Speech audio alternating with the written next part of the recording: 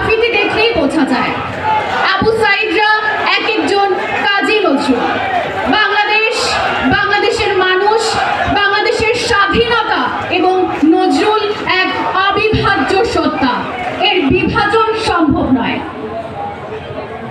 আবেগের সঙ্গে বেগ, প্রেম ও প্রকৃতির সঙ্গে বিপ্লব, বিশ্বাসের সঙ্গে বিজ্ঞান, শ্রমজীবীর ঘামের সঙ্গে মরমীবাদ, ঐতিহ্যের সঙ্গে আধুনিকতার যে জ্যোতির্ময় মিশ্রণ নজরুলে, তার কোথাও নেই।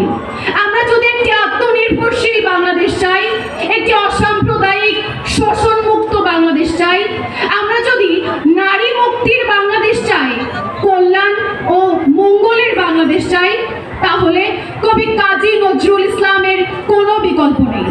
যদি নজরুলের জন্ম না হতো, তাহলে বাংলা ভাষীরা কোনোদিনও জানতে পারতো না তার ভিজিয়ে স্যাঁতসেঁতে জলমগ্ন ভাষার ভেতরে লুকিয়েছিল ডিনামাইটের মতো বিধ্বংসী ক্ষমতা, ভিসুভিয়াসের মতো উত্তপ্ত লাভা উদ্গীরণের ভয়াল তাণ্ডব, স্বর্গমর্ত করতলে নেওয়া গতির উন্মাতাল প্রবাহ।